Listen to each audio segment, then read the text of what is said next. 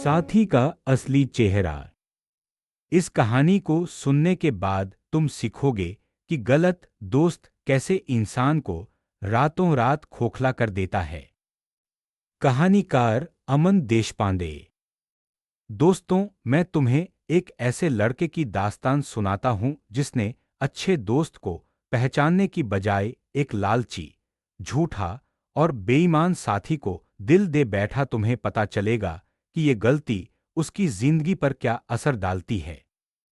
सुदामा शहर के एक ईमानदार वकील का बेटा था। घर में प्यार भरा माहौल मिला, पढ़ाई में मन लगा और बचपन से उसे यही सिखाया गया कि झूठ बोलना सबसे बड़ा पाप है। फिर भी कॉलेज के पहले ही दिन उसकी दोस्ती राहुल नाम के लड़के से हो गई। राहुल बाहर से मस्तमौला, जोकिया और दिलकश लगता था। वो देर रात तक पार्टी करता, बड़ों से बिना मरे बातें बनाता और हर वक्त ये दिखाता कि उसकी जेब में कितना पैसा है। सुदामा ने कभी जेब खर्च पूछना भी उचित नहीं समझा। उसे लगा दोस्ती में पैसे की बात बेमानी है। राहुल ने पहले ही हफ्ते उसे सिगरेट ऑफर की, फिर दूसरे हफ्ते बॉयज नाइट आउट का प्लान बनाया। सुदामा ने एक बार ना कहा, दूसरी बार मना कर दिया, लेकिन तीसरी बार राहुल ने कहा, यार तू बेबी है, जिंदगी को मजे से नहीं जीता तो क्या फायदा। मजाक में बात इतनी बढ़ी कि सुदामा ने सोचा शायद वाकई में बहुत पीछे रह गया हूं। धीरे धीरे राहुल की दोस्तों की टोली बढ़ी। वे सब पढ़ाई को टाइम पास समझते, कॉपियां फाड़ते, परीक्षा में चिट बनाते और जब कोई टीचर टोकता तो गाली गलौज करते। एक दिन कॉलेज के कैंटीन में राहुल ने सुदामा की झोली में एक लिफाफा रख दिया। सुदामा ने खोला तो उसमें एक अधूरी परीक्षा की उत्तर पर्ची थी। राहुल ने फुसफुसाकर कहा, कल पेपर है, तू बस इसे याद कर ले, बाकी कैमरे का कौन ठीक रहेगा वो मैं देख लूंगा। वह पल सुदामा के लिए थम गया। या तो वो दोस्त को ना कहता और झगड़ा मोल लेता, या फिर चुप रहता और पहली बार अपने सिद्धांत तोड़ता। उसने चुप्पी साध ली। अगले दिन वह हॉल में बैठा तो हाथ पांव कांप रहे थे। इंस्पेक्टर आया, चेक किया, सब ठीक दिखा, लेकिन सुदामा की आत्मा पहले ही हार चुकी थी। जब रिजल्ट आया तो उसे बैक लॉग लग गया, क्योंकि वो पर्ची पर एक भी शब्द नहीं लिख पाया था। घर वालों ने पूछा क्या हुआ, तो वो बोला मैं थका हुआ था, अगली बार कर लूंगा।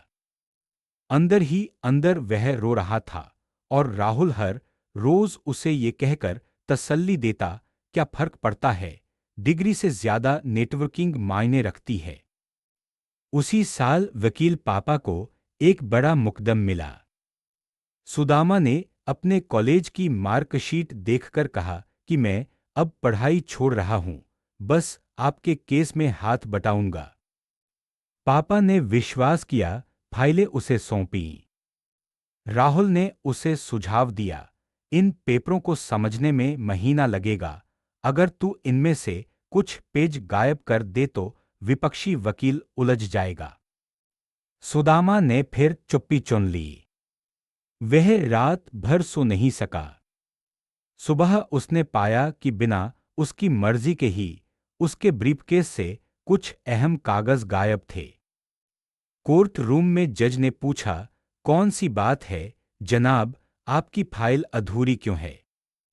पिता की आंखों में वही शर्म थी जो कभी सुदामा की गलती नहीं थी।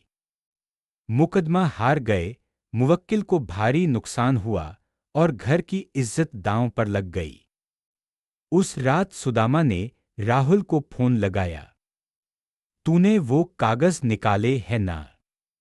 राहुल का जवाब था, दोस्त हूं, तेरे भले के लिए ही किया।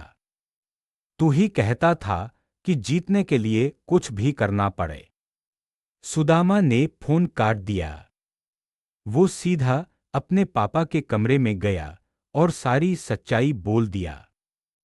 पिता चुप रहे, फिर बोले, बेटा, कानून तो सजा दे सकता है, लेकिन असली सजा तो तुझे खुद अपने अंदर मिलेगी। अब तू फैसला कर कि तेरी जिंदगी किसके हाथ देनी है। सुदामा ने कॉलेज छोड़ा, राहुल से किनारा किया और मामूली सी जॉब करते हुए दोबारा कानून की तैयारी में जुट गया। उसे रात दिन मेहनत करनी पड़ी, लेकिन इस बार वो अकेला था, साफ दिल और साफ नीयत के साथ। 3 साल बाद वकालत का लाइसेंस उसने अपने दम पर हासिल किया। जब वो पिता के साफ लिखे हुए दफ्तर में बैठा, उसने घुड़की में कहा, बापू, अब कोई भी मुकदमा झूठ का सहारा लिए बिना लड़ा जाएगा।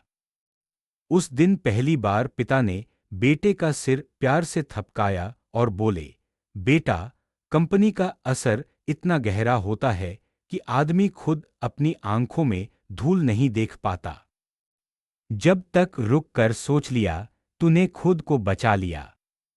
100 बातों की एक बात।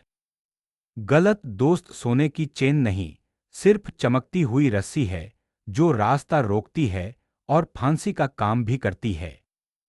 सच्चा साथी वो नहीं जो मौज कराए, वो है जो खराब वक्त में तुम्हें याद दिलाए तुम कौन हो।